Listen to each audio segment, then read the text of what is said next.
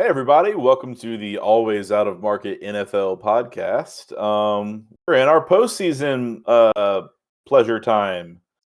Woo! Pleasantries. Yeah. We got me, Ryan this week. That's my nickname. You said my name twice. Got old Stevie Steven over there. The old Matty Matthew and Geronimo Jason. Geronimo starts with a G. Oh, that's a good point. I mean, fair enough, but a joke on you. My first name actually starts with a G. Yeah, it's Jason with a G. Jason with a G.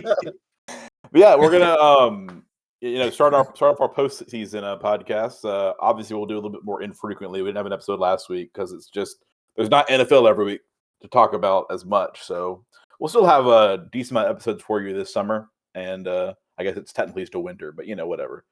Throughout the year until football season starts again, we'll still do some podcast episodes. This week, we're going to talk about the ending of our bracket competition, mention the Super Bowl a little bit, and talk about the offensive side of free agency is our plan today, and just kind of getting all the good takes from us. So NFL execs, if you want to, and NFL owners, if you want to listen to our opinions on free agency, and what to do with your teams. That's what we're here for. We're obviously experts, so we know exactly what we need to do. All right. 100%. So do you want to take the lead on this too, Ryan, with the bracket before we get... Sure. All right, so I'm going to show it on the screen real quick. 1 second. There we go. Starting off with me, obviously the bracket didn't go my way, but you want to break down the points or whatever, I'll let you do it. Go ahead. Yeah. Sounds like you're like, all right, Ryan, take the head. And you started talking. Well, I had to get to the screen. I want to make sure, y'all just see it all the time. They don't. Yeah. But yeah, so, I mean, it's the bracket y'all seen in the past since last episode, just updated with, if y'all remember correctly, nobody got the Super Bowl winner correct. So basically I just put a bunch of big red X's in everybody's Super Bowl picks. And then obviously now the max points and the score are the same because the bracket's over. The Super Bowl happened. The Kansas City Chiefs won. America lost. The worst possible outcome. But yeah. So you can see here. We'll get to the final rankings at the end. Steve ended up getting 14 points total because he got one of the Super Bowl picks right, or teams right. So he got a decent amount of points there. But 49ers lost. And then Jason is unchanged because Ravens weren't even in there. So he didn't have a chance to get any more points. So he's one behind Steven with 13. Remember, Jason and Steven have basically identical brackets, but I think Jason picked the Cowboys to go farther. Or something. That's what it was. And then we have Tyler, who's been awful since the beginning. He only got one team into the championship round, which is the Ravens. So, Tyler got 5 points. So pretty fucking bad. He got wrecked by the Rams losing in round 1. So Historically bad performance from Tyler. Probably one of the worst bracket. I mean, he only got 3 games right out of the whole playoffs. So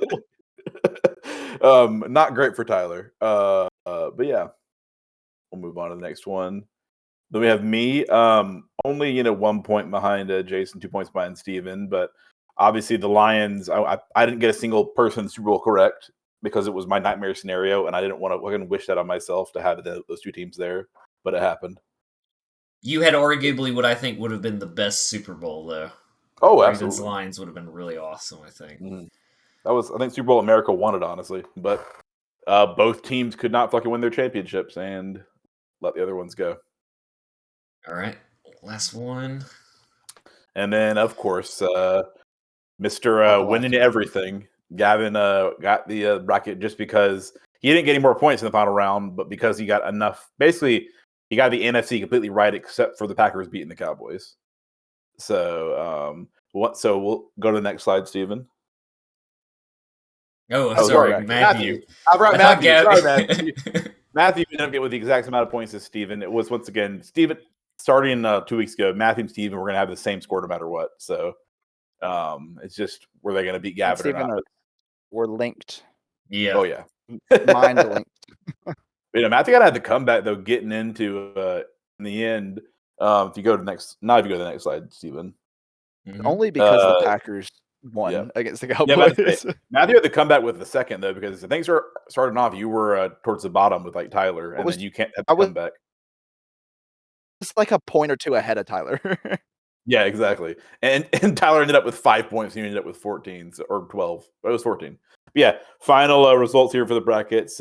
Gavin got our triple crown this year. He won regular season picks, he won bracket, and he won fantasy. So yeah, Gavin is basically the Kansas City Chiefs. So we all, I think we all work together next year to make sure Gavin loses. That's fair. And then second place, Stephen and Matthew tied. So we they share a little platform, and then Jason ended up getting. I guess technically he got fourth, but I put on the third place podium because I just don't want to leave it empty. So, and then technically it was me right below Jason, and then Tyler quite a bit below me, but we both missed out on the podium, so I put us both down there. I should have put Tyler in the fucking corner with that horse, but It's the horse. this is a throwback to last time it was the horse race I referenced for the Super Bowl, so I decided to put him in there. I had the exact same question, Matthew. I was like, "What is the horse?" And then I remembered that, but a little Easter egg, you know. Yeah. For all our longtime watchers. Mm-hmm.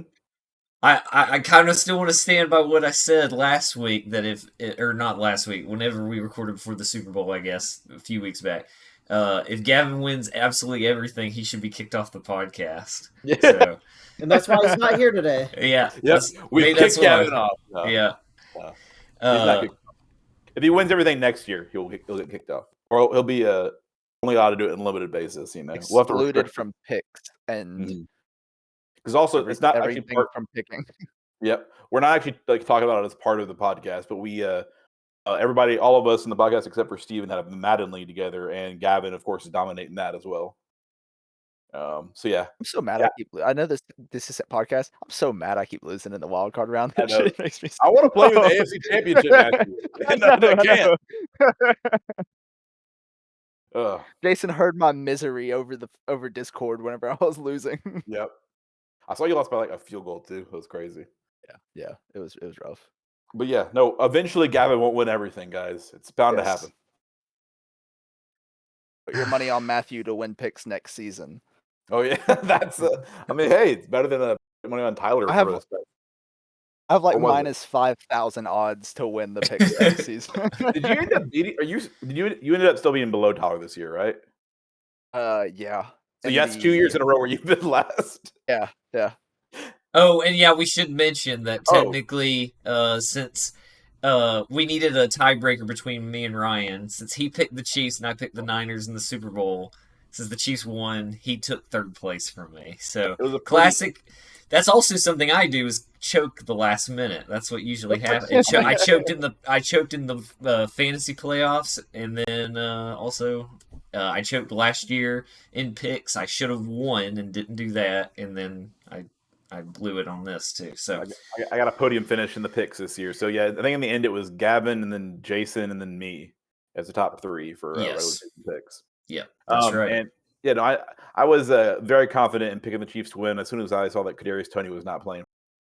I was like, well, Chiefs are going to win. It's just if he didn't play, they won. That was. No, as soon as the 49ers decided to take the ball first, I knew the game was over. Oh yeah, it was done. Honestly, I thought that was fucking hilarious. I will say, so I guess we should move on and talk about the Super Bowl a little bit. We don't count on it too much, but obviously y'all all know, especially the four of us here, we fucking hated that Super Bowl. I hated the teams that were in the Super Bowl pretty much. I mean, I don't think the other three hate the 49ers as much as I do. I mean, I know they don't. I like the 49ers. I didn't like the way things turned out in general. Yeah. So, but I have a weird relationship with the 49ers because I like their team and their players, but they just beat us every year, and I'm sick of it. I can't justify liking them because they kick us out of the playoffs every time. They are a classic team that I can't figure out. They must have the best person in charge of the salary cap and all that stuff, because you would look at that team and think there's no way that they're under the salary cap. They keep bringing in new players, and they're usually pretty big, notable players. I just can't figure out. And I think that's one thing I don't like about the 49ers is they just feel like one of those teams that just has everybody. It's because they have a cheap quarterback right now. Since that's like the most expensive position, and they're cheap right now, they have so much extra room for good talent. I think. Just think how crazy or how much people be making fun of the 49ers if they didn't get lucky with the Brock Purdy thing, because they had spent all those picks to get Trey Lance, and that obviously didn't work. If Brock Purdy didn't just come out of nowhere, they would be screwed over, because that's still going to hurt them for. I think they still are missing out on some picks because of the Trey Lance trade, to move up in the draft to get him. So, but the one thing I noticed about the Super Bowl, and I don't know if y'all, I felt the same way about the Ravens Chiefs AFC Championship game, is that at a certain point in the game, I didn't understand why they went away from the run, because the Chiefs' rushing defense is not good. They were using Christian McCaffrey for a good bit of the game, and I think it was the third quarter, they just decided, hey, Brock Purdy, we're going to just make you throw the ball constantly, which we talked about it. Brock Purdy, he's an okay quarterback, but he's not like MVP level or anything. Not like what people were talking about. I still don't understand that whole conversation in place, but I think it was mostly a storyline thing, really. But I felt the same way about it that I felt about it. Basically, felt like they were screwing over their quarterback the same way the Ravens did it to Lamar. The 49ers did it to Brock Purdy, but I think Lamar is a much better quarterback than Purdy is. So it didn't make sense to do that when obviously Christian McCaffrey was able to make things work. And obviously, George Kittle was barely used. They were using him as a blocker almost the entire game because he was blocking, making holes for Christian McCaffrey to run through. That was working, but even still, you look at it like they went into, I guess the 49ers had the ball most of the first half, and they couldn't get much scoring done. They would run, and they just wouldn't quite get there, and they'd have to punt it back. But that's mostly what I saw in the game. I'll let y'all say y'all's bit. For once, it didn't feel like a game that got justified by penalties. For one, there was really no awful calls that I saw, no controversy. It was just a good classic Super Bowl. I enjoyed it a lot. I hate that the Chiefs dynasty is real, and Patrick Mahomes is probably going to pass Tom Brady in Super Bowls, but it's just something you have to live with. He's the next GOAT. That's the only way you can really put it. I just wish he wasn't such a little bitch. Yeah. I lost a lot of respect for Patrick Mahomes this year. Not very likable is the thing. No. A lot of the Chiefs players aren't very likable. Yeah. Yep. I was about to say, there's so many of the players on the Chiefs that just feel so entitled. The only Chiefs player that I think I actually like is Pacheco. Like Pacheco, he seems like I like him for. I don't love him. I'm just nothing wrong with him. Everything that I've seen with him, he seemed like a decent guy and everything like that. And hasn't ever seen him like story. Yeah, all that. I like the way he runs because it doesn't make sense that it works, but it does. That's my favorite thing about Pacheco. Mm-hmm. Yeah, I agree with what you said, Matthew. The reffing was really good in this game. I will say that. And it takes a lot to say that in games like this, but the refs did a good job. They let the guys play. They made calls when they had to, and they made calls on both teams. I don't think there was anything that was controversially, fueled in this game. There was none of that. It was just the Chiefs fucking won. Go figure. But what about you, Jason? I don't want to talk about this game. This is the second year in a row that my least favorite team has won the Super Bowl. So I'm kind of just ready for next season to start already. I understand. Fair enough. I would feel the same way if the 49ers were the Chiefs right now. Absolutely. Yeah, I'm not having fun watching football at this point because it's my least favorite team. Yep. Ryan could very well be in the exact same situation if it was just a little bit different and the 49ers pulled out the big games. The worst part was, we'll get touch on it later in a later episode. We can't fucking talk. We re-ranked our favorite teams again, just to see at the end of the season what they would do. And not to spoil it a little bit, but I basically said during the Super Bowl, I'm like, whichever one of these teams wins, that's my lowest team now. Even though I still fucking hate the 49ers, I hate the Chiefs so much that it had me at some points rooting for the 49ers to do good against the Chiefs during the Super Bowl. And it made me root for the 49ers, and I fucking hate the 49ers, like despise them. And so that's how much I just hate some of the Chiefs players and hate Patrick Mahomes and shit. But I will say, I'm ignoring the fact that the Chiefs won the Super Bowl. I'm just focusing on the fact that the 49ers were fucking dumbasses and didn't prepare for the new overtime rules, and it was fucking hilarious. They lost the game. Like, there's no way, right? Yeah, it's you so know stupid. The rules. It was the biggest news for weeks. The 49ers you can't say you didn't know the advantage. They threw away the advantage like fucking idiots, and that's fucking hilarious, and I love it. And also watching videos the week after the Super Bowl of all of these super angry 49ers fans destroying their TVs. So many of them destroyed their TVs. It was fucking hilarious. I loved it. Like, I was having a ball of a time on Twitter just seeing all the angry 49ers fans. Like I said, just ignoring the winner. Love the loser. Love the lose and everything. I do want to know y'all's thoughts on that, because I knew we would need to talk about it. The overtime rules obviously are different in the playoffs. We finally got to actually see it, and it happens to be in the Super Bowl. Because that rule changed after it basically screwed over the Bills again against the Chiefs. And so, once again, Patrick Mahomes is on the good side of one of these things. But I did see, like, Kyle Juszczyk was mic'd up for the Super Bowl, and I guess there was, like, a clip of him literally being like, wait, they get, we would have still had to keep playing even if we gotten the touchdown. So I do think there were some players that truly didn't know, which is really, really bad. Looks bad on Shanahan, and I fucking love it. Yeah, so, it's kind of on Shanahan. Yeah. Did we really get to see the new rules? Because the Chiefs would have gotten the ball anyway had the 49ers just kicked the field goal, and the game would have still been over anyway if the Chiefs scored a touchdown like they did. Well, yeah. So did we really see the new rules happen? We saw the 49ers did kick a field goal. They did get the field goal. Yeah, so I think what I'm saying. The Chiefs would have still got the ball anyway in the old rules. Like, the game ended the exact same as it would have had the rules been the same. I think the strategy changes in that I think what everybody's saying, it's where you want to get the ball second now because, I mean, I personally, I'm obviously not a head coach, but because they score, you still get a chance. So that way, if they get a fucking touchdown in that first drive, you know for a fact you're going for every single fourth down at that point. You don't ever settle for a field goal because if you do, you're going to lose the game. And then at the end, if you get the touchdown, you can then just go for 2 to get the victory right there.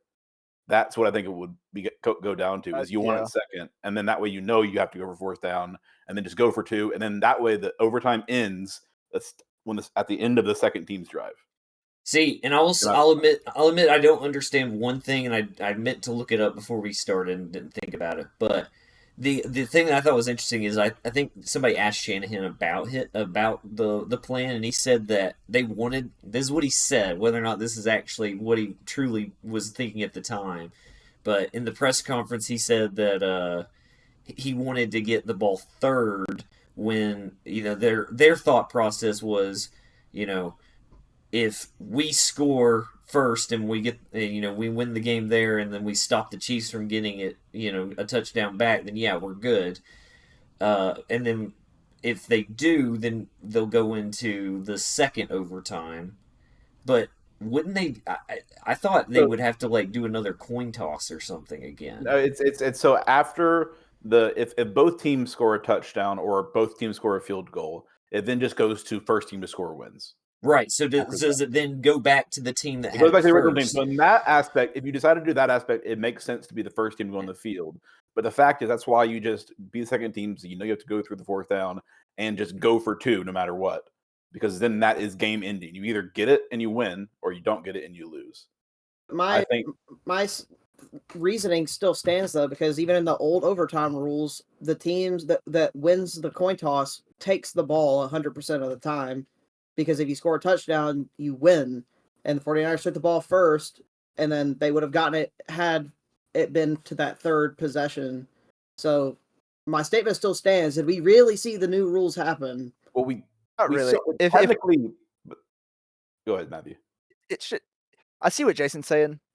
I feel like if the 49ers scored a touchdown, that's when it really feels like the new overtime rules, is what Jason's saying.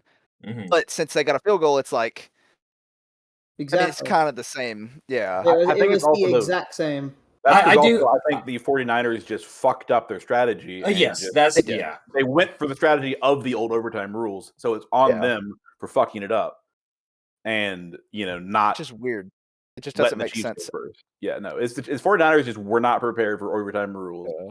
If And you they don't fucked up. have true confidence that your quarterback is going to get it in the end zone right out the gate, that's a bad move because I mean, if you take the ball first, even worse. What if you don't even get into field goal range and you have to punt it away? Then the other team just has to get a field goal to win it. So, and then it's like you said. I mean, that's why teams, you would think teams would just want to defer so they know what they have to get to end the game. And the The strategy is on second your side at possession. that point. Yeah. Obviously, you still have to go down and get the touchdown and get the 2-point conversion in order to win. So it's like, that aspect is harder. But at that point, there's no like, oh, should I do this now? Should I do this now? It's just, I need to do this. We're doing this no matter what. There's no like, what's the better option? What's the risk factors? It's just, we got to get down to the fucking field no matter what. Every single area of the field is 4-down territory. Let's get down that thing. Also, it's the I will say the excuse the 49ers are using is that since their defense was just out in the field, they wanted to rest their defense a little bit. And that's what they're doing. But I mean, still, I think it was stupid. They should have received the ball second. Like, they just fucked it up. Well, anyway, the Super Bowl's in the books. It's a brand new year, so Maybe we'll see next year in the postseason. Oh, it's funny that the first time it happened was in the Super Bowl, first overtime. yeah. And it was also only the second overtime in Super Bowl history or some shit. Yeah, I think so. Yeah, the first one wasn't not too long ago, I'm pretty sure. I think it was It was the Patriots Falcons. Yeah. So both overtime, whatever overtime happens Super Bowl, it's going to be a shitty output because remember being so happy to see the Patriots down so much against the Falcons, and the Falcons just fucked it and lost. God. But yeah, that's Super Bowl. I mean, is there anything else you really need to touch on? No, please, let's move on to something different. All right, well, let's talk about free agency. So, what we've done is we've compiled a list, and we're going to talk about, especially a lot of our own podcast team players, and then some other notable ones that maybe one of our teams wants to go for.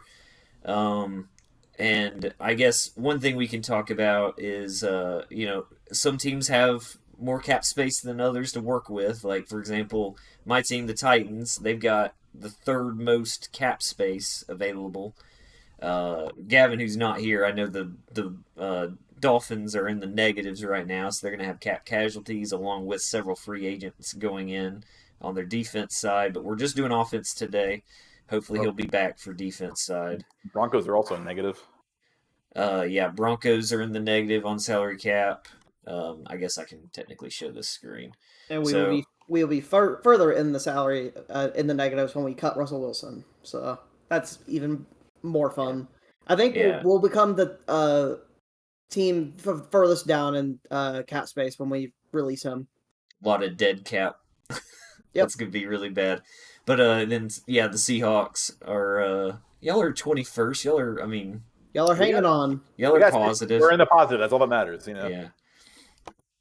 And I said, we got a good team, and we do have a decent amount of free agents, but where is I totally missed Packers it. are 22nd. They're right below the Seahawks. Oh yeah, I was looking above. I thought they were above that. I'm surprised the Packers don't have more space because I feel like y'all's team is so young. Yeah, I don't really know where it's all coming from, to be honest. 25-68. I can't really think of a player on our team. Well, Jair's contract was massive. I think y'all actually only might really have big contract. y'all might have the youngest team in the league because y'all are younger than the Titans. I mean, right? 25. Yeah. 25-68. Y'all were 25-69 or 70 something, Steven, weren't y'all? Yeah, something like that. So I remember because that was the big conversation, is that it was like the youngest team in the playoffs. Yeah, scroll down. If you want to see why the salary cap is what it is for each team, just click on the team. Oh, yeah, Packers are the youngest team in the league. And then you can sort it by Bakhtiari. go over to cap hit and then click it, and it'll sort it by the biggest cap hits. I mean, it's automatically doing that, isn't it? Yeah, I think it's I already. forgot. Yeah. I forgot Bakhtiari because he never plays, so Say he's it just again, a please. massive dead cap space. Okay. Hit cap hit again, Steven. It did the op. Oh, There you there go. we go. There we go. Yeah, so I mean, Bakhtiari and Kenny Clark and Jair make up for over 30% of your cap space this season. Bakhtiari needs to go. Kenny Clark needs to stay, and Jair is staying. They've already said that he won't be leaving Green Bay anytime soon. So And then you got Aaron Jones and Preston Smith and Rashawn Gary and Elton Jenkins. he's solid, very, very good. I mean that's makes sense. That's all I can really say. The only thing is that Bakhtiari has to get out of Green Bay. He's taking up so much space, and he doesn't play. He plays maybe 4 games a season. When he plays, he's good, but it's just that he doesn't play. 15% with just one guy. That's crazy. It's not even a quarterback. Yeah. Which Yeah. yeah. Well, do we want to look at the free agents list and go from there, or do we want to start on this? How do y'all want to do it? We got a bunch of ways. This Why way- don't we so I go to wanna go- I was like, can we go to each 4 of our teams and see who the biggest 3 cap hits for all Sure. of us are? All Just right. the ones on the podcast right now. All right. Let's do we'll do the Titans, I guess. Just scrolled all the way down. That makes sense. Harold Landry and Jeffrey Simmons are the big cap hits right And now. D-Hop. And D-Hop.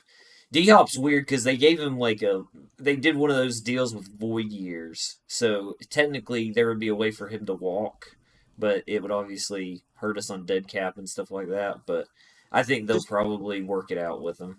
Look at the difference in how many players you have with a cap hit over 10 million compared to the Packers that we just looked at, who had 15 players that were over 10 million. And we're young. And this is what we kept saying. What me and Tyler kept saying is that John Robinson, our previous GM, fucked us with the way he structured contracts and stuff. And that's why we're in such a weird place. That's also why we have so much cap space available this year, because a lot of these guys, other than, of course, Jeffrey Simmons, D-Hop, and Harold Landry, they're all basically free agents. But this one is the one that makes me the most upset right here. Andre fucking Dillard. What a mistake that was. Left tackle that did not work out at all, and we gave him such a big deal, and he was literally benched multiple times this year. So, all right. And then other notable guys, I guess, but let's go to let's do the Broncos. We'll leave you for last, Ryan. Oh, thanks. Because I'm the specialist. Well, look, he's at Oh, the top look at number right one. now. Look at the dead cap. Look at the dead cap. 85 Okay. million. Explain to me and the That's viewers, what does dead cap crazy. mean right here? If we cut him before June 1st, that dead cap hits our salary cap for this upcoming season. Jesus Christ. Which is If why he's saying we'll be in worse shape. If we cut him after June 1st, we get to split it over the next 2 seasons. Oh, there you go. So Ryan, just to But put it into perspective, Rashawn Gary is our highest dead cap, and he is 27 million. That's fucking crazy. Yeah, and we have Russell Wilson at 85 million, Zach Allen at 26.5 million, but he's not going anywhere. Mike McGlinchey at 29 million, he's not going anywhere. And then Ben Powers at 21.75 million. And he's not going anywhere either. It's just eating up that Russell Wilson cap. That's it. Honestly, anything to do with Russell Wilson with the Broncos is one of the worst, some of the worst moves Broncos franchise has had in the past 100 years almost. That's crazy. Hey, he was better this year. And even if they go for a new quarterback, y'all would have to move up or something probably to get one of the notable quarterbacks. Jason, one of the free agents is coming up is Drew Lock. I'd take him over Can you JJ imagine? McCarthy. Yeah, go fucking a I'd take him horseback over Lock JJ coming McCarthy. home. I mean, he beat the Eagles for us. And another one that hurts that I'm looking at is Tim Patrick. He hasn't played in 3 years, and he's taken up $15 million of cap space. That's basically Bakhtiari for us. He never plays. Well, Bakhtiari has actually played a snap. Tim Oh, Patrick he hasn't played at hasn't. all. No, he hasn't played a single snap in 3 years. That's crazy to even have him on the Jesus. roster. Is he I just guess always they just- injured, or is he just? Yes, dead? he tore his ACL and then his Achilles, and both were in training camp. Damn. That's where I fear Christian Watson is going because he gets hurt this season and is out for an extended period of time, they will not keep him into the next year because he is just it's starting to be a liability. We have a bunch of wide receivers that can step up and do it, and he's standing in the way of it basically if he can't stay healthy. Nope. Whoa. That Not was that was very weird. weird. We were on us right there anyway, so the viewers didn't have to He see even got whatever. cyber hacked just now. Yeah, I think so. All right, let's look at the Seahawks. Let's see. There we Okay, go. before Yeah. anybody says anything about the Seahawks, when you pull it up, I want to point out they have their kicker in their top 15 most highest paid player on their roster. Fucking hell yeah, we do. He's amazing. All right, we ready to see it? I thought Jason Myers is one of the kickers in the league. It took me a second to remember who our kicker was for a second. He's so good that you forgot who he is. I mean, he is a really good kicker, honestly. He's solid. Ooh, Tyler Lockett being number one. Damn. That's why Tyler sent Ryan a thing being like, "Sorry, Ryan," because of the rumors. There's a rumor that Tyler Lockett Yeah. might be dropped. I'm like, Tyler, there's it's fucking literally under NFL rumors tweet. Like that doesn't have no foundation at all. Jamal Adams, 36 million dead cap. who does? Oh yeah, DK DK Metcalf. I mean, Metcalf. we're not fucking getting rid of DK. That's not. Yeah, happening. no, he'll be there for a long time. I mean, all of these make sense up here. I think we're going to get rid of Jamal Adams this offseason. That's an actual viable rumor I've heard on actual Seahawks Twitter, not just some random NFL rumors tweet. So I think Jamal Adams. I mean, I honestly wouldn't be that sad to see him go. He's barely healthy, and he kind of is very controversial. And we already have quite a few of those in the Seahawks. We don't really need that many more. It's DK Metcalf. just hope it's after June 1st, and it'll be half of that dead cap. That cap is quite a bit. What? Yeah, I mean, oh, good. Sorry. this all makes sense. I mean, these are all besides Jamal Adams has been injured. Our top like 5 are all really good players. Will Disley being that high is. I mean, he's not even our starting tight end. I think what's interesting is looking at like Devon Witherspoon. That just shows how big those first round draft pick contracts are. Because if you were to cut him as a second year player, you would have $26 million in dead cap. That's crazy. We're not cutting Devon Witherspoon. Oh, absolutely not. I'm just saying. $1 million on that shit. We're not cutting Devon Witherspoon. No, he's definitely coming back. Tomorrow. Honestly, these top like 10, these are all really good players. Like we use all of them, except for like Jamal Adams being injured quite a bit, and Will Disley not being our top tight end is kind of stupid that he's taking that much cap space. He's going to be your top tight end next year, more than likely. I mean, I mean, probably we'll get to that later when we talk about Noah Fant and stuff. But yeah, I mean, this all makes sense. I'm not mad about any of this, honestly. Jason Myers, I mean, fucking great kicker, worth it. It's worth it being in the top 15. 2% of our cap space. Almost $10 million in dead cap if you were to cut him for some reason. No, he's a great kicker. He really is one of the better kickers in the league, I think. I mean, I'm biased. And then 2 spots below that is your punter, Michael Dixon, who gets paid more than JSN.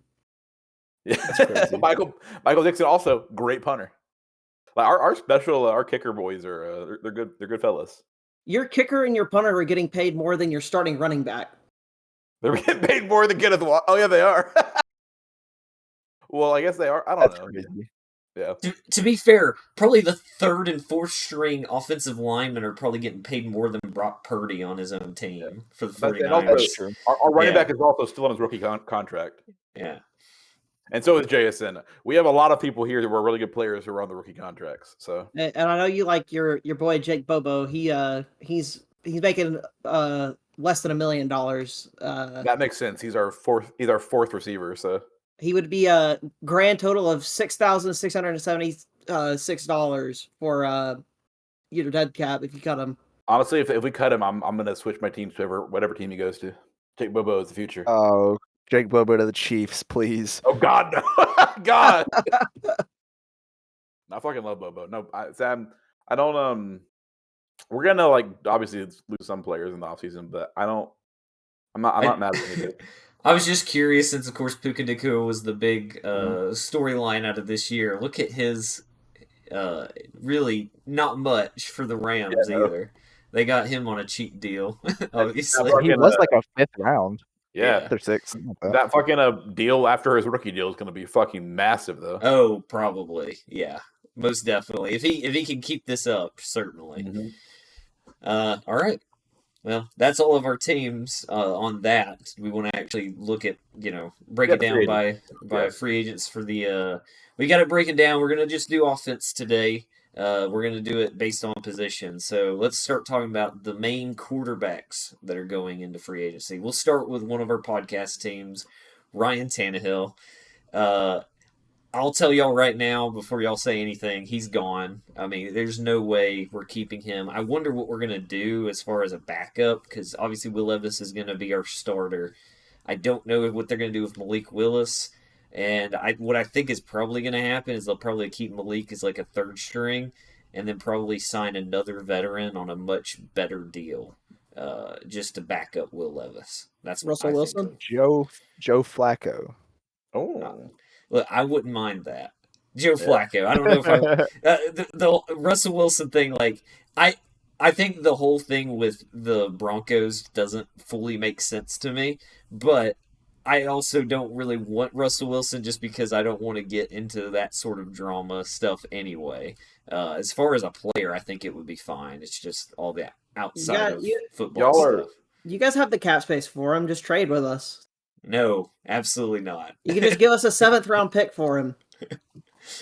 Just to get the cap space. Derrick Henry. We do have 2 seven round picks, so I just want one of them. You can have Russell Wilson. This way, you take on the contract. Oh, that's okay. I appreciate the offer, but I will decline. Thank you.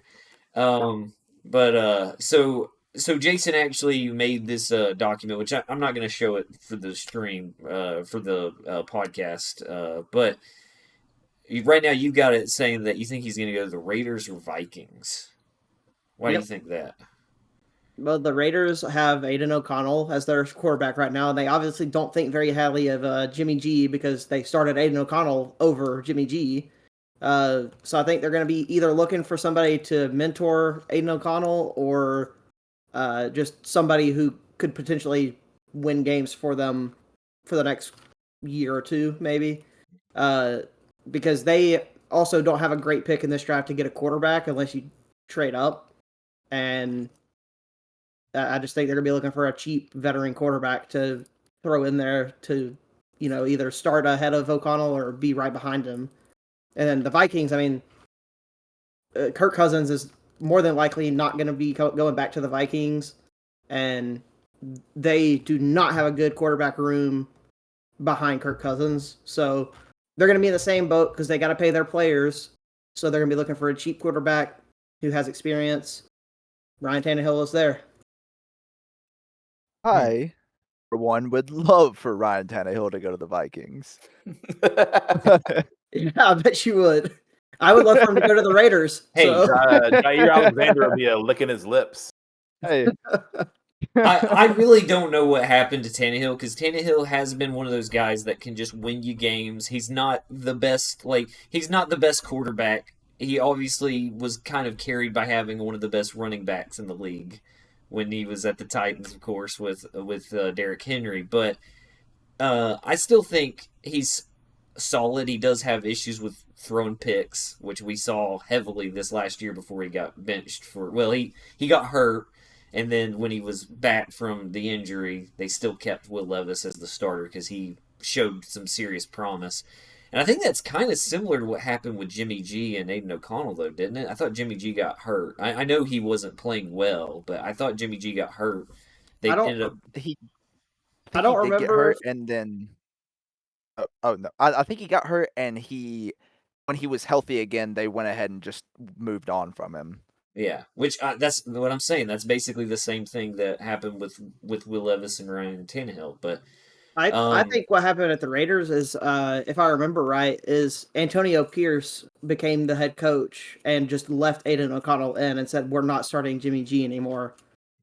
I'm pretty sure that's what happened.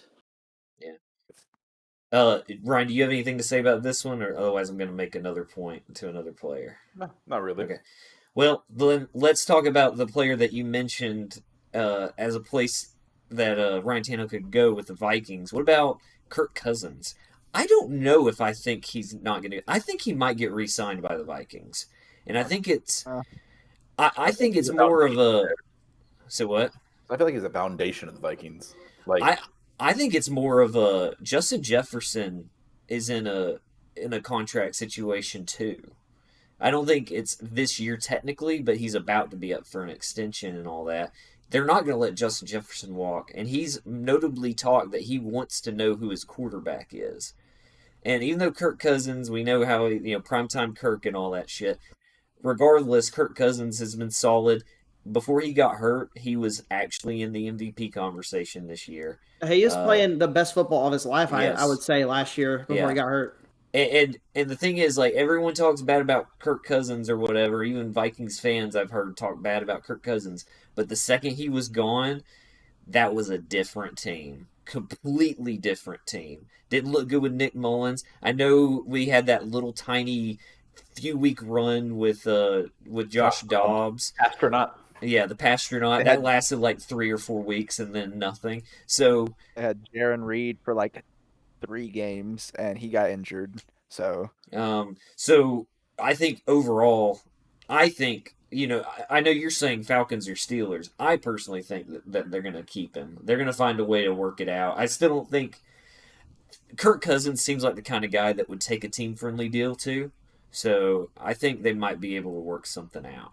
So I don't know. I don't think that it's a Kirk Cousins thing. I think it's just a Vikings thing that they're ready to just move on and get either a young quarterback or to just have something new. That's what I was thinking too. I don't think it's up to Kirk at this point. So Kirk to the Steelers 2024. I mean, that is one of the options I put up there. I think he's going to either the Falcons or the Steelers. Honestly, did not even read that, and that was the first team I thought to that he should go to because they're in quarterback purgatory right now. Steelers got to figure it out, dude. Yeah, they are a mess right now when it comes to. It's bad. Look, another spoiler for our favorite teams rankings. Steelers dropped hardcore for me because they were the worst team to watch I think I've ever seen, and for them to still make the playoffs with the quarterback play that was in there was just awful. You're welcome. Yeah. Yeah. Thanks, Ryan, for letting them get in there at the end. And I'll say the only way he goes to the Falcons is if they don't draft a quarterback, obviously, because they have the 8th pick. So they are in position to potentially get one of the second-tier quarterbacks below Caleb Williams, Drake May, and Jaden Daniels.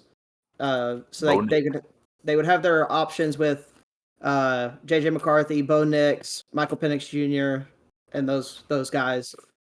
Or they could trade up because they wouldn't have to give up as much to trade up as a team like the Broncos or the Raiders, who are also looking for a quarterback that are a little bit further back.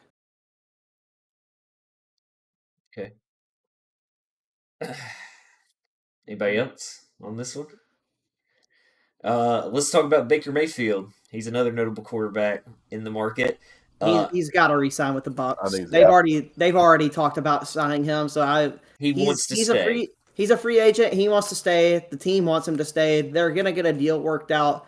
But if somebody throws a better deal at him and he's, turns into just wanting the money, maybe he'd go somewhere else. But I think it's like a 95% done deal that he's staying with the Buccaneers at this point. I think it's more of... So Baker Mayfield played really well this year. I do think one thing we got to make note of is that his offensive coordinator this year has left to be a head coach. He's now the head coach of the Panthers, I believe. Canales, I think. Yeah. So I'm curious to see how Baker Mayfield plays this next year. But based on the performance this year, he was, in my opinion, my comeback player of the year.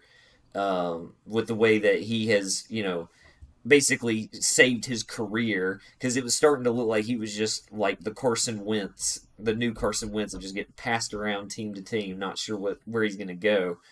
I think the fact that he has the potential to just have a place to stay, I think, obviously I don't know him personally or anything, but I would think he would look at that as, I want somewhere that's comfortable. I've been dealing with switching teams and getting traded all around and all that. I'm tired of that. If this team wants to keep me, I should stay here. And he's talked about he likes it there.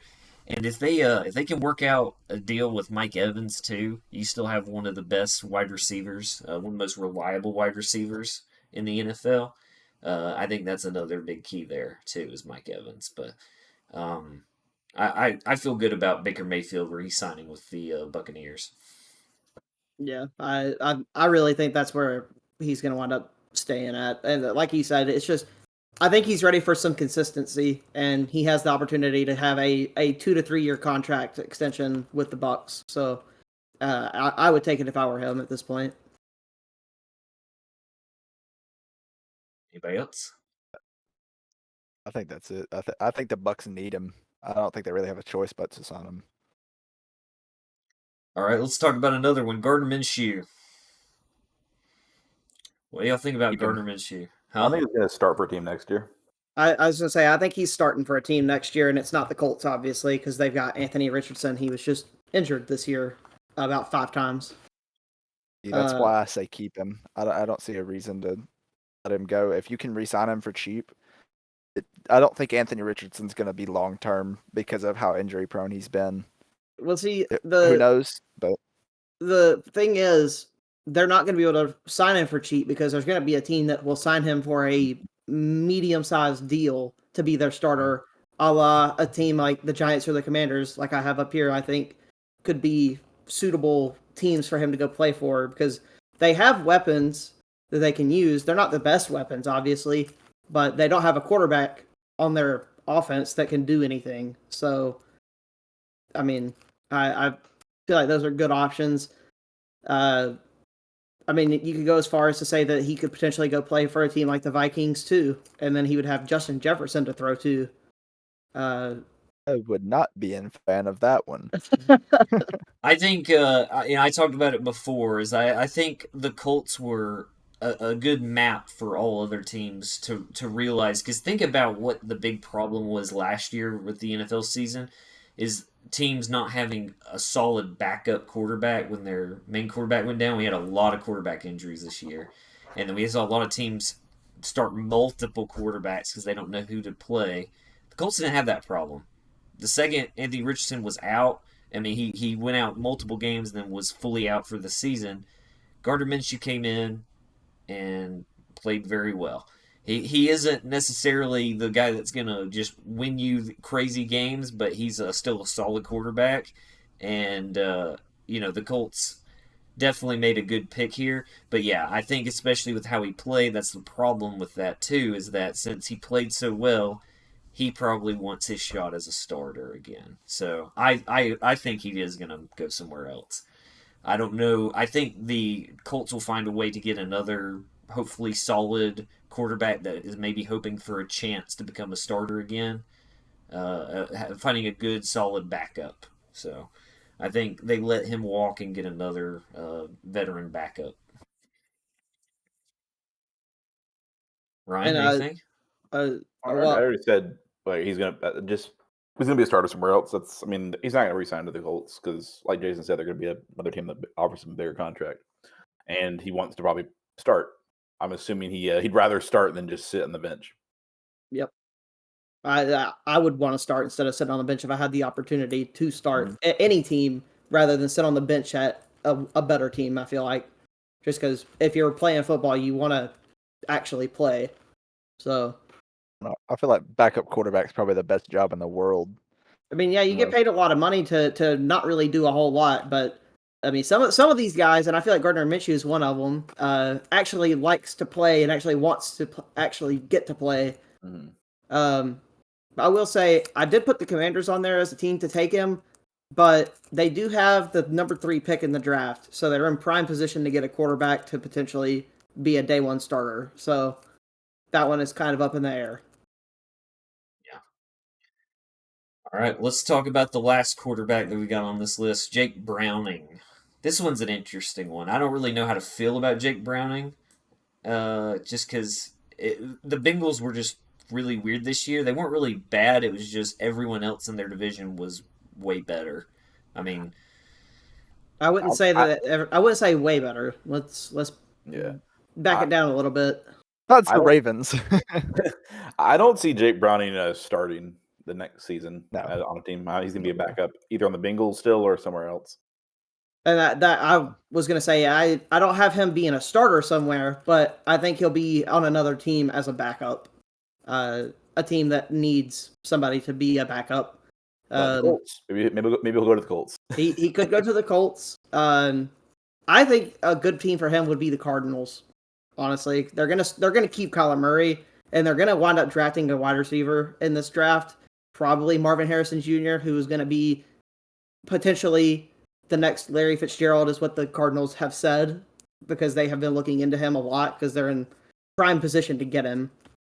So if Kyler Murray goes down with another injury, you'll have Jake Browning there to potentially throw to Marvin Harrison Jr. So the only thing I can't figure out with Jake Browning too is that it just seemed like the type of plays they used at the Bengals with him versus like Joe Burrow were just so different. Like they did more like tight end type plays. They didn't really throw to the wide receivers as much. Like Jamar Chase's output wasn't as much. So I don't know about that with the Cardinals. They would look at him as, okay, this is the guy that's going to want to throw to Marvin Harrison Jr. all the time. So I don't know about that, but I mean, I like the Raiders pick, possibly.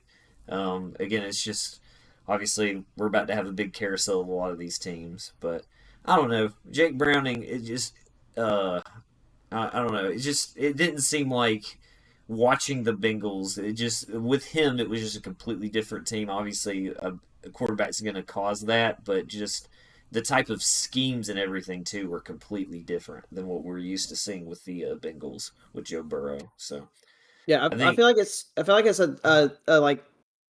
This past season, since he got to play a lot, was kind of like a development type of season for him because he really hadn't played in the NFL until that point. So if he gets put on another team and gets more playing time, maybe whatever team he's on will give him more deep shots and whatnot. Because they definitely did play more conservative with him starting at quarterback. You got anything else to say on any of the quarterbacks? All right. Let's start with the running backs, and let's start with a big one.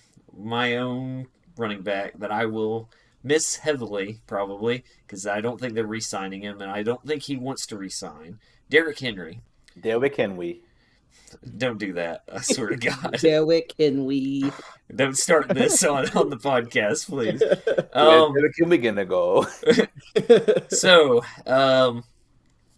So Derrick Henry, we talked about it previously on the podcast at the end of the Jags game where they did win the final, Week 18 game against the Jaguars at home in Nashville. He did a big speech to, basically to everyone in Nissan Stadium, all the fans, and just, said, I'm about to be a free agent. I just want to, let y'all know how much y'all meant to me. Basically a big goodbye speech. And then he said on the press conference, it's like, it's maybe just a goodbye just in case. But I truly believe it was a real goodbye. I think he's going to look and see what free agency gives him. Now, I don't know what teams are going to want to offer him. And we already know, the previous year we talked about the big group chat of running backs that were all trying to, band together to get better deals because teams just don't want to pay running backs big money, because they get injured and stuff and blah, blah, blah. But they're obviously very key for a lot of teams.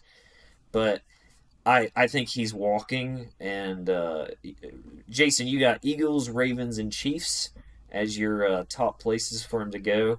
I think all of those are good places. And I'm going to throw in one additional one that will make me the most mad, and that's the Texans.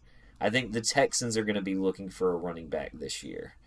Because Dameon Pierce, funny.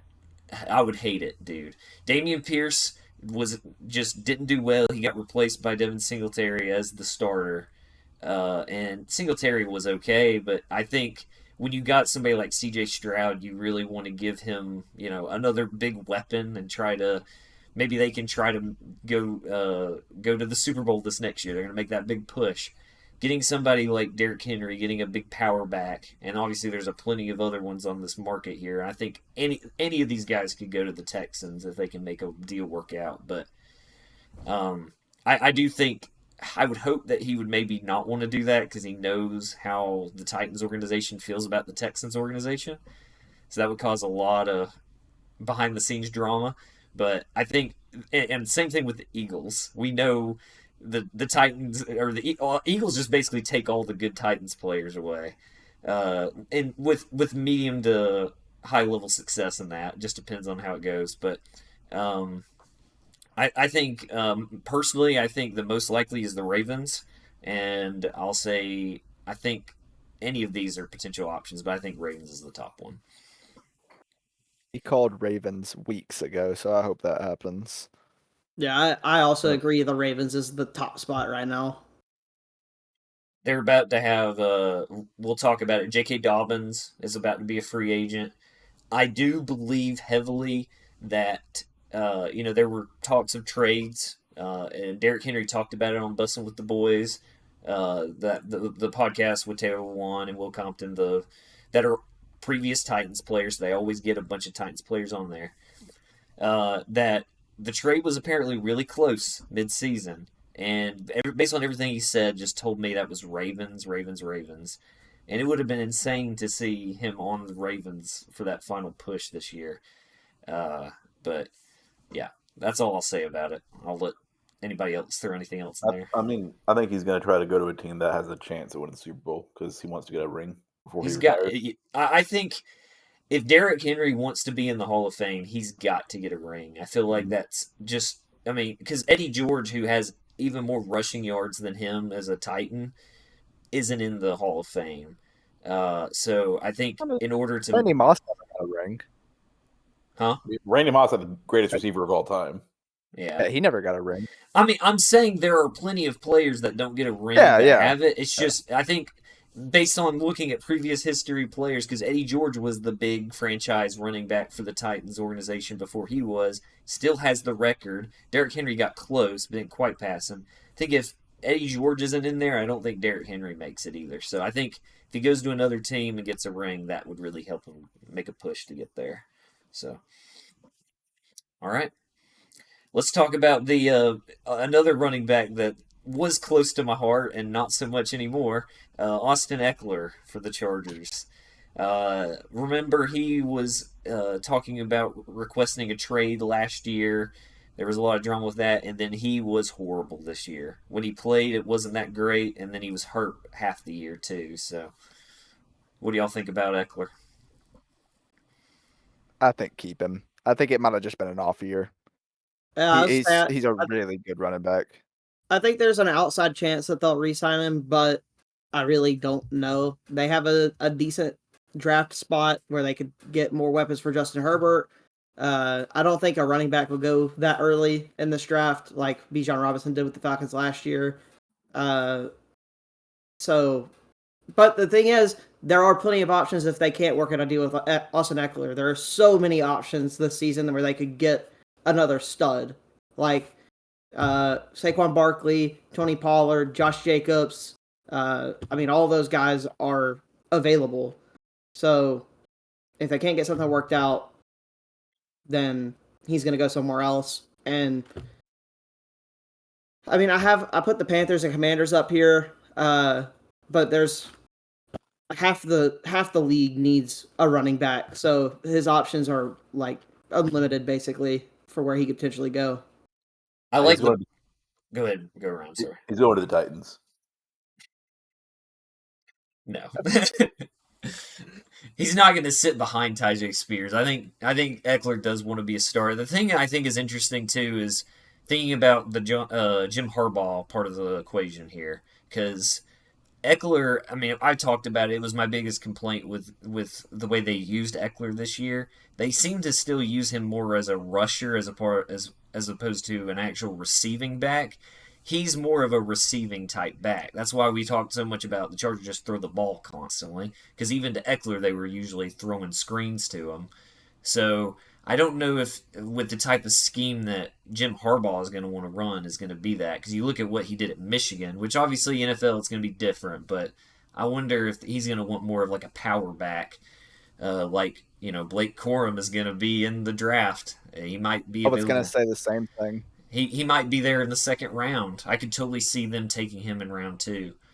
And then also, like Jason said, you got plenty of other power backs available on this list.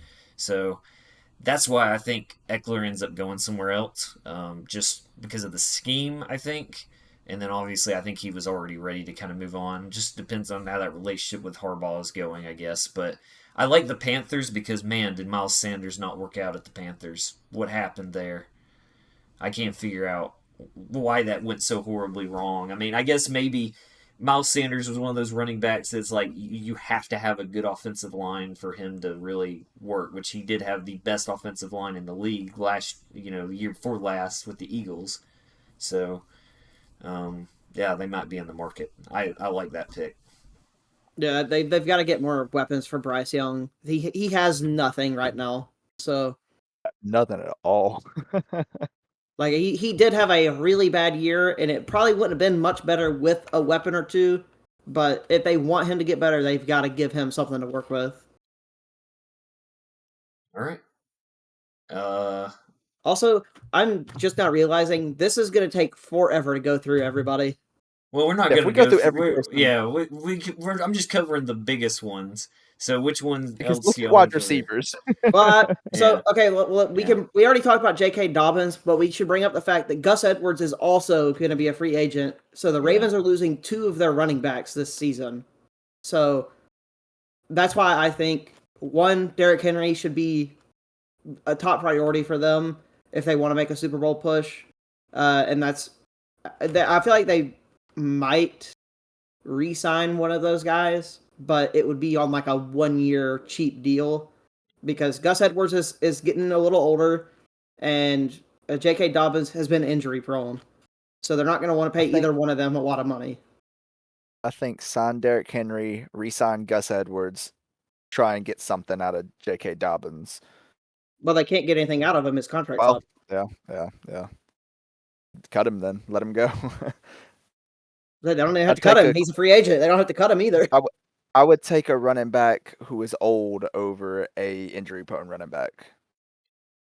I'm curious to see what would have happened too, because I think we talked about him earlier on. I can't remember his name. I think it's like Keaton Mitchell or something. Yeah. He looked really good before he got hurt. People. Huh? What'd you say? That's nothing. I was making a joke to our Madden franchise. Yeah. I've got Keaton Mitchell. That's Jason's running back. Gotcha.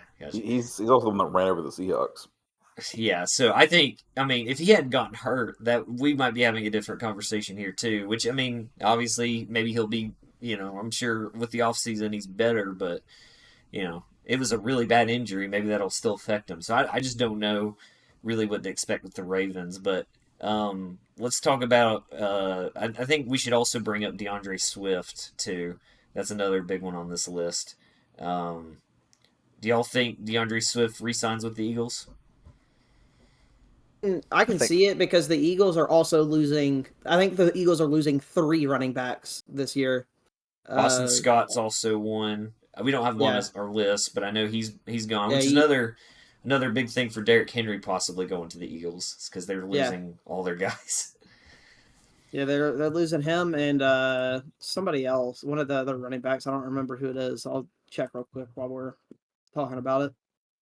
Well, I do like him re-signing with the Eagles. I'm curious about the Giants. I guess because they're losing Saquon Barkley, they would go for him, right, Jason? Yeah, that was my thing. Also, the third running back that the Eagles are losing is Rashad Penny. I'm a boy. Well, let's take a minute and talk about while he's. Are you already find it or Oh, that's what you were looking for. Okay, sorry. Yep. So let's talk about AJ Dillon for a minute. Unfortunately, I don't think they're going to re-sign him. He's really good. We have Emmanuel Wilson sitting behind AJ Dillon. His just progress altogether this year was not anything comparable to the season prior. Aaron Jones stays healthy. He's our starting running back regardless.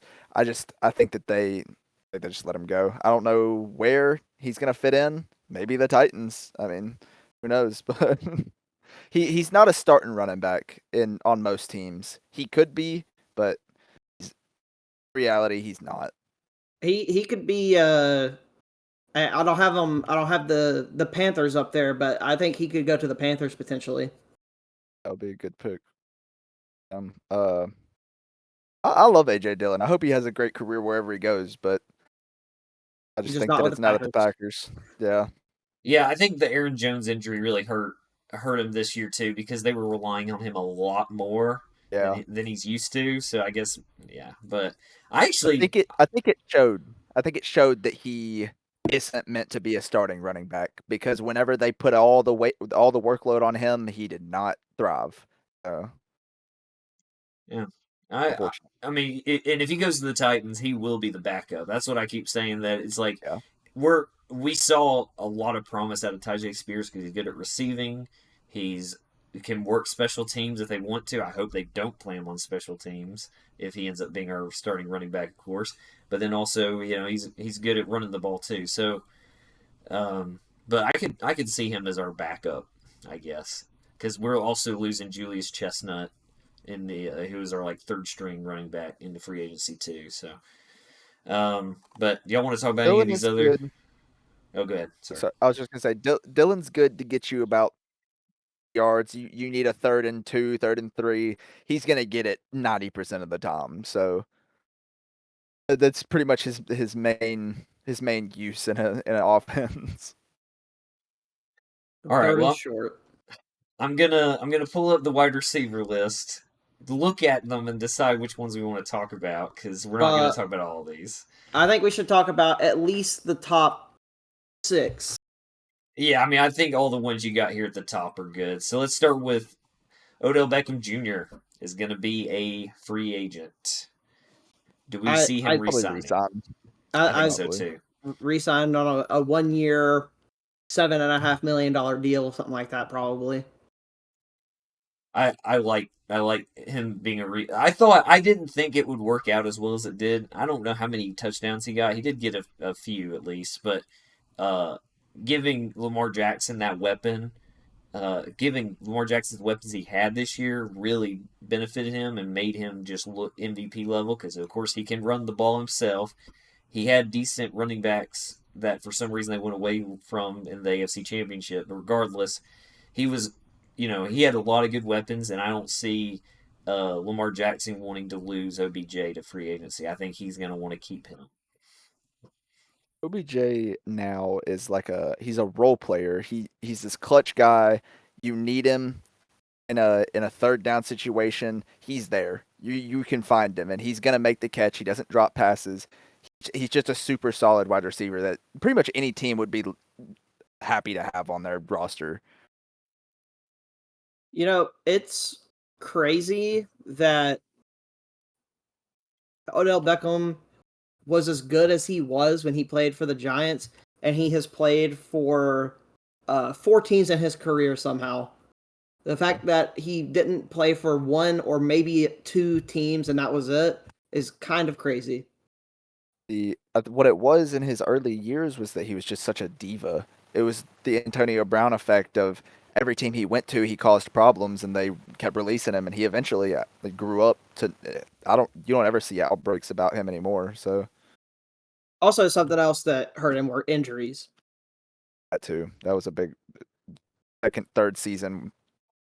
He came off that ACL injury, and I didn't think it was going to work out afterwards. But what was the 4th team he played for? Because he played for the Browns. He played for the Browns for, what it was. Okay, I think 3 or 4 years. I forgot. He got injured every season when he played for the Browns. He won the Super Bowl with the Rams. Yep, he won the Super Bowl with the Rams the 1 year, and then he's played for the Ravens. So, yeah, I think he re-signs with the Ravens. But if a team wants him, Commanders would be a good fit if they get a quarterback because they don't have Scary Terry and Jahan Dotson. If they had a good wide receiver, I mean, I guess Odell would probably be wide receiver 2 on that team technically, but they would have 3 solid receivers.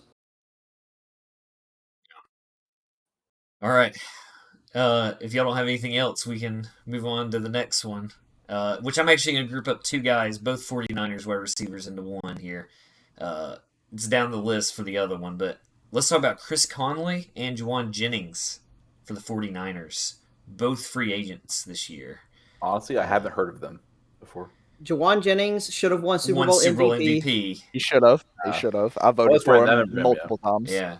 Look, he got both a receiving and a throw or passing touchdown in the Super Bowl. He absolutely should have won it. I feel like there was a chance that if the 49ers won, they still would have given it to Christian McCaffrey or something, but he honestly balled out that game and deserved it.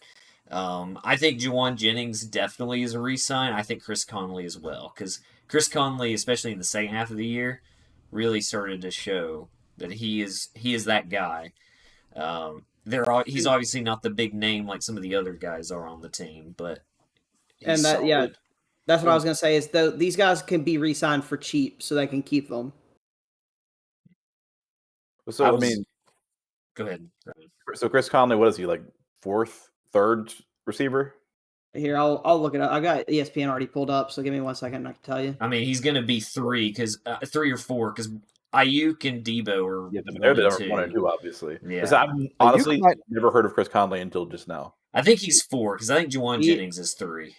He is their second string wide receiver 2. Okay. So he's their 5th receiver. Yes, because they have also he's not a free agent, but they also have Ray McLeod. But he's mostly their special teams guy. But for some reason he's listed as their second wide receiver 1, which I don't think is accurate. The way they structure those are a little different, I think, in depth charts, because it means they're going to run those same type positions. It doesn't necessarily mean that, if wide receiver 3 goes down, they're not going to replace him with wide receiver 1's backup. They're going to give the wide receiver 3's backup that spot. It's because of positions. So you can't really call him 4 or 5. It's kind of weird like that. But so he's but it's like wide receiver 1's positions are the most important positions, and then 2 are the second. It's like it still technically is. I mean, based on schemes and stuff, yeah. But I mean, I've never heard of him, but apparently, like I said, if he's been doing good this year, why would he not try to go to another team and be one of the starting 3 receivers? He's not good enough to be a starting receiver at another team, but he is good enough to be the backup on the 49ers. Because it's the 49ers. So it was like the Panthers. Panthers could take him. Any wide receiver in the league can pretty much go be a wide receiver 1 at the Panthers. We could probably be a wide receiver 1 at the Panthers. Let's be real. All right.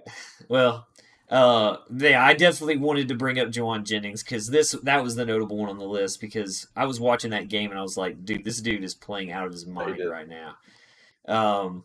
But let's talk about we can skip Nelson Aguilar.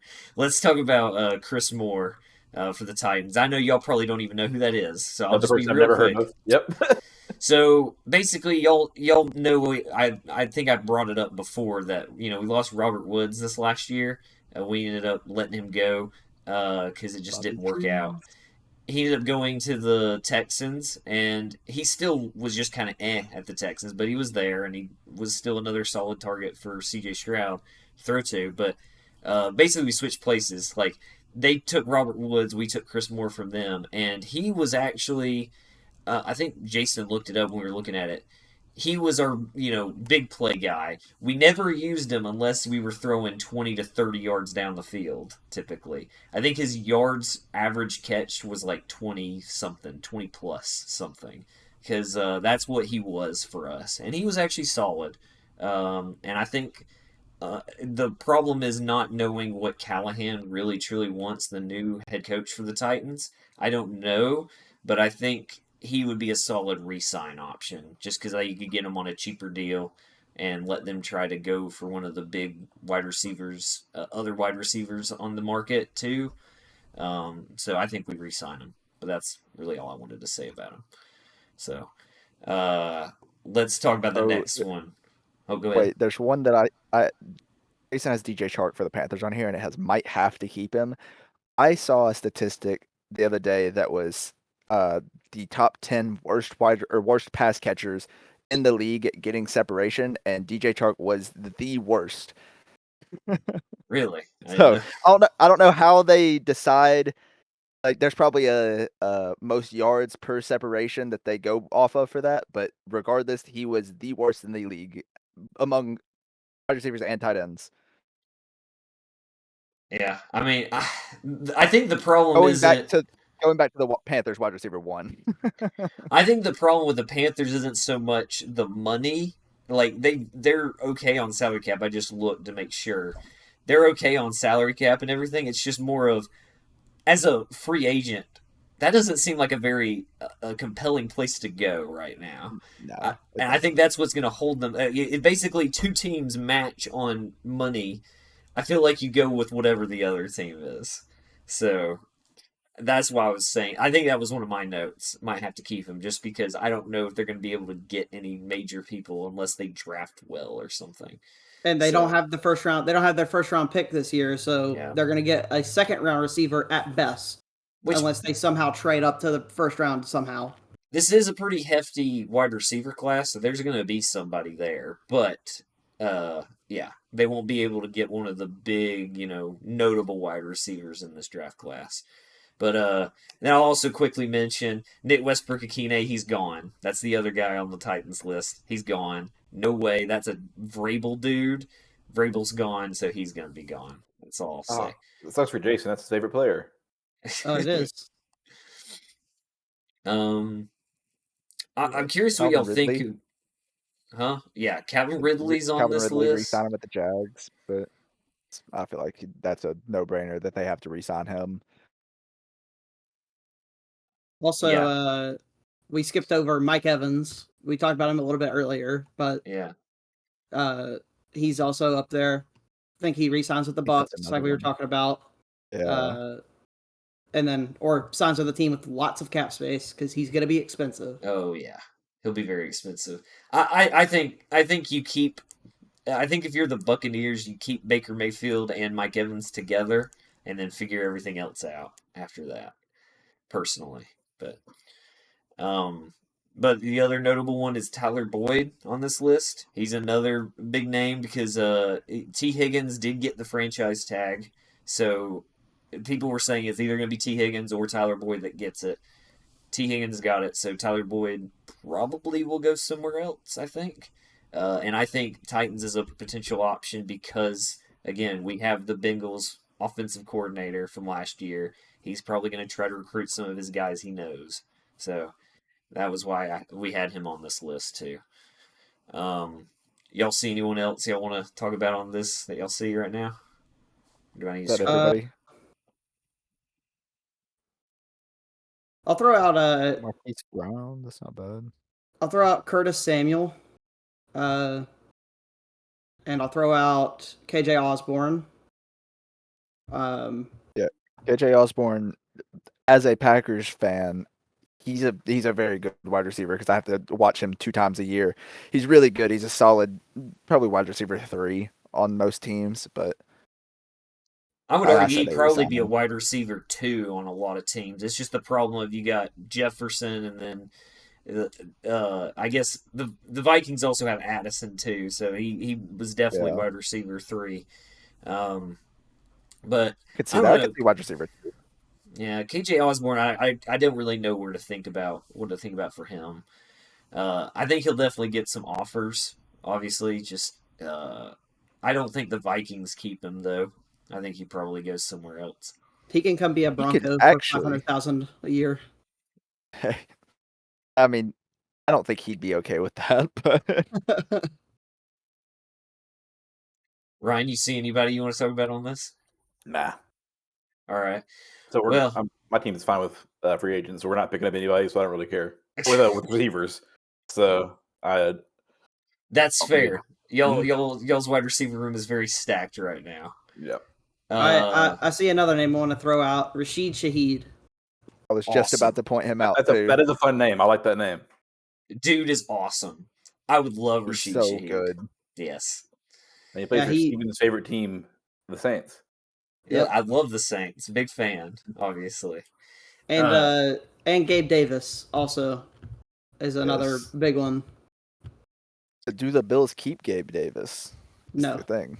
I doubt it. I don't think so either. He's going somewhere else. Jason was saying that he thinks he could be wide receiver 1 on a lot of teams. Do y'all agree with that? Because I kind of have mixed feelings about it. The I could Panthers, see him as wide receiver 1 on about 10 to 15 teams, probably. That's like almost word for word what Jason said. So yeah, y'all are on the same page. The thing is, I at first when I heard it, I was like, I don't know, but then I started thinking about each team, and I'm like, yeah, I guess so. He probably would be. He got overshadowed because he's going against Stephon Diggs, one of the best receivers in the league. So he's getting overshadowed, and he's not getting as many targets as he would on other teams.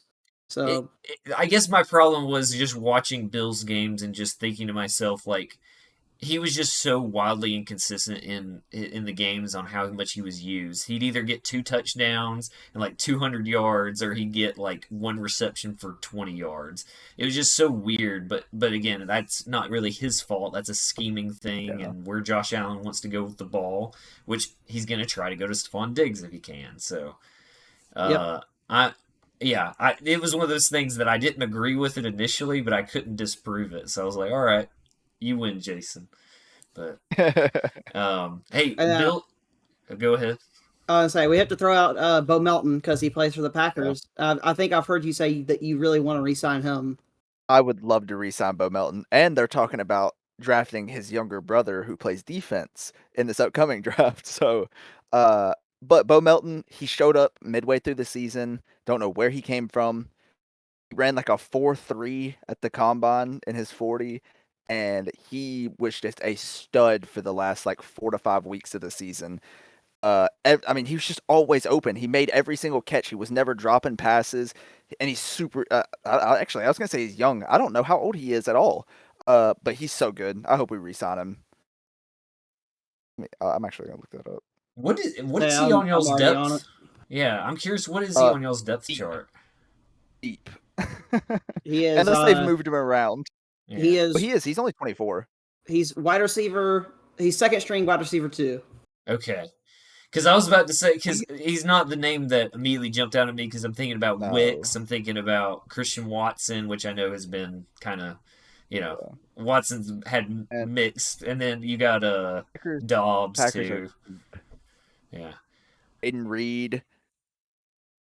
Oh man, they're deep in wide receivers. So that makes me kind of think that they might not re-sign him, but I hope they do. I mean, hey, help your investment succeed. Give them good wide receivers. You got Jordan Love there, so which I mean, it goes back to what you said or what we were talking about earlier with the young team that they are. They showed a lot of promise this year. So with a little bit more development, the Packers could once again be a threat in the playoffs. So congratulations. I'm so tired of losing in the divisional round. Oh, I'm so sorry for you. I just want to make the playoffs. Sorry for you. Yeah, I just want to make it to the playoffs again. Look, Jason, you at least got to watch a Super. You watch your team win a Super Bowl.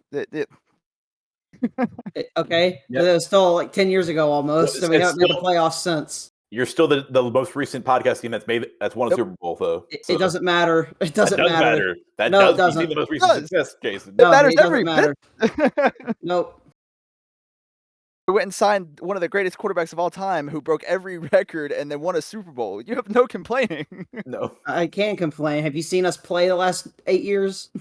Y'all beat us this year. Yeah, I definitely watched y'all throw 20,000 screens every game this year. It was really fun to watch.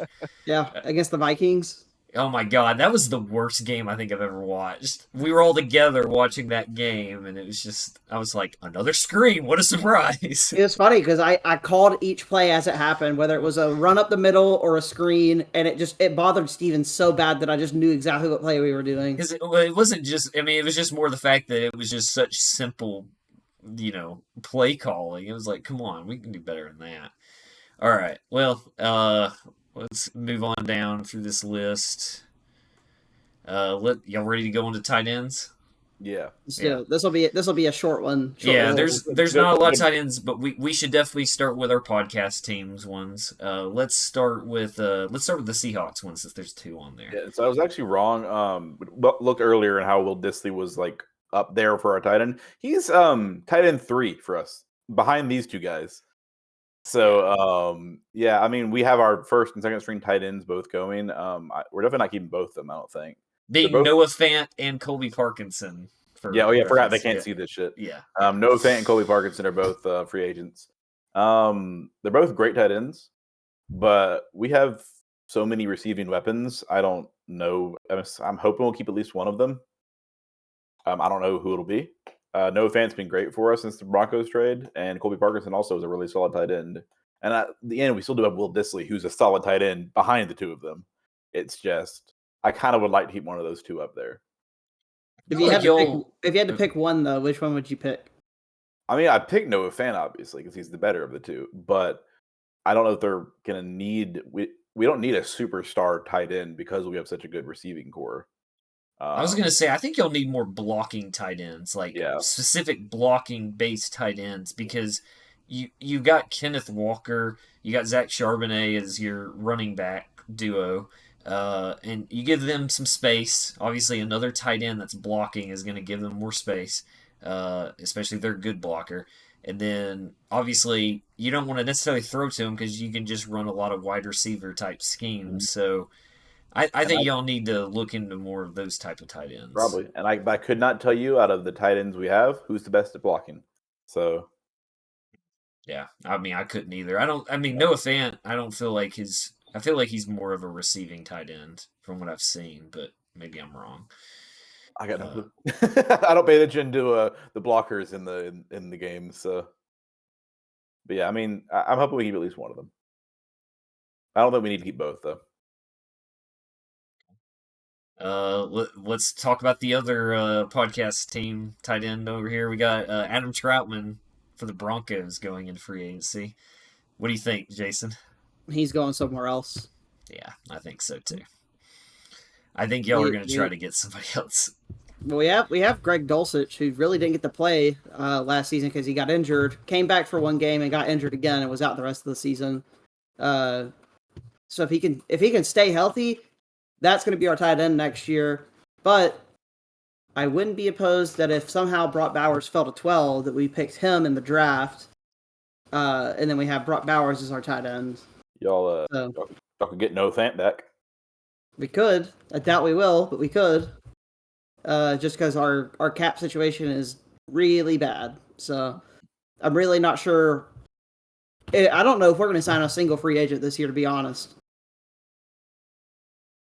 I think it's interesting that with what you just said about Troutman, you basically led into basically the other things we got listed on here. Gerald Everett for the Chargers is going into free agency. Hunter Henry and Austin Hooper are all going to free agency. And I think any of those could be potential Broncos pickups. But the biggest thing being Gerald Everett was, I was thinking about the Chargers pick at 5. I think that is a prime spot for Brock Bowers to potentially go. Because I don't think... I think that's one thing that the Chargers are a little weaker on is because obviously Ekeler's been overall pretty solid. Not this last year really, but most of the time has been obviously really, really good. He's RB2 most fantasy leagues basically. But I do think obviously their wide receivers are good when healthy. I like the idea of Harbaugh going for Brock Bowers at 5. So I don't know if he'll be available, obviously, at 12. I think he'll be gone before then in the draft, probably. But I do like Hunter Henry and Austin Hooper as potential pickups for Broncos. I don't know how you feel about it, Jason. As long as they're willing to have a salary of about $5, then let's do it. They probably won't. Well, then they're probably not coming to us. Both those guys can get better paying jobs at different teams than the Broncos, just with the salary cap. That's my biggest thing right now. I really don't know how we're going to sign anybody because we're about to take on $85 million of dead cap money with cutting Russell Wilson, and we're already in the negative. So Doesn't look bright in Denver, is what you're saying.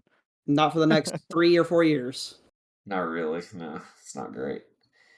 Okay. I mean, what's 15 years of nothing happening? The Bears have been doing that for forever. Yeah. Yeah, at least you're not the Bears. There we go. That's the tagline. One little thing about DeGuara. He solid tight end. Probably won't re-sign him. He's our third string tight end. He's I just saw it, but Forgot to bold that one. it's more fitting to just put fullback on there. He didn't play tight end unless when Luke Musgrave went out. He's been with us since like 2020. I think it's when we drafted him. Mm-hmm. He's been solid, but I don't see them re-signing him unless he takes just a nothing pretty much. $5. There are just not a lot of $5. there's not a lot of fullbacks left in the league, and if they are, they're like this where they use them in multiple positions. Well, no, he's originally a tight end, but they just moved him to fullback, and that's pretty much what he's done. And we don't really use fullbacks in the Packers offense, so yeah. Like, I mean, for example, for the Titans, they use Jeffrey Simmons as a fullback sometimes, and of course he's a defensive player. So I feel like a lot of teams do stuff like that, where they'll just use somebody else in a fullback type scheme when they want to run. We don't even big body. We don't even have like a fullback thing. Like, no, I don't think there's any fullback plays we run. We don't have a listed fullback on our depth chart or anything. We still think you'll need to. I mean, yeah, but Broncos have Michael Burton. Just get a big body defensive lineman and put him back there. He's gonna hit somebody and they're gonna fall down. So. All right, well, that's it. Unless there's anybody else that y'all can think of y'all want to bring up on this list or anything, I think we mostly covered them. So, well, just this is not like a big. He's not a starter or anything, so not big. Back in quarterbacks, Drew Lock is we didn't drop, or he's free agency for Seahawks. I think he will leave, which leaves our quarterback room to be just Geno Smith. So that means I'm hopeful that we will draft a quarterback. Might be one of the second tier talents. Just like sit behind Geno. I know. Let's go back to the draft again. That's okay. Yeah. I think that the Seahawks have to draft a quarterback this year, or they are screwed.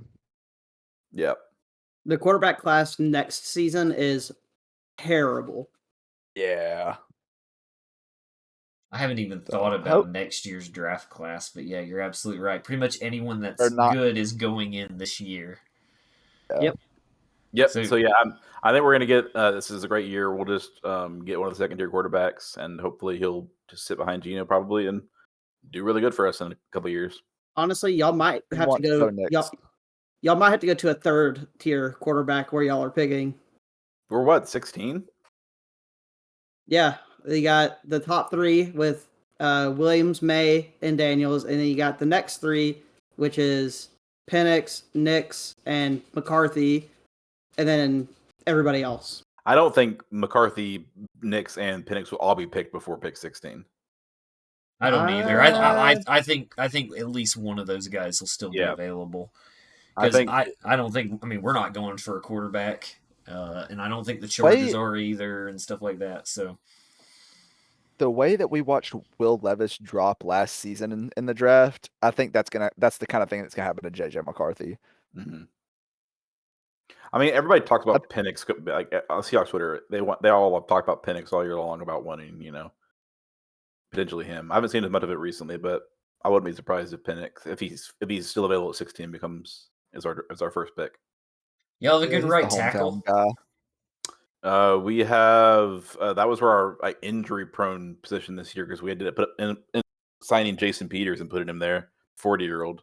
That's one thing you got to consider too. Is if you're gonna take a left-handed quarterback, it's basically switched what you need to be as your bigger investments. I feel like a Our- right tackle is more important than a left tackle in that. Our type of- starting right tackle is Abraham Lucas. Okay. I mean, I don't know who that is. I was just asking you if he's any good. That's my new favorite player. Yeah.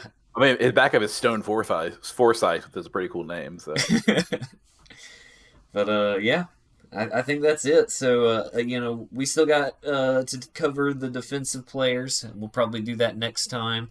Look forward to watching us going over our favorite teams. Like Ryan said at the beginning of the episode, we're gonna be doing probably every other week until the season comes back. So keep an eye out. We're probably going to still do a mock draft. We talked about doing that last time and then didn't have any time for it. So we'll probably eventually do something like that too. So stay tuned for everything else. Y'all got anything else to say, or you ready to take it out? That's it. All right. Ryan, take us out, buddy. all right. Thanks everybody for listening or watching the Always Out of Market podcast. Subscribe, like, hit that bell. Support us however you can. We love you all. Podcast on 3. 1, 2, 3. Podcast. Podcast. See ya.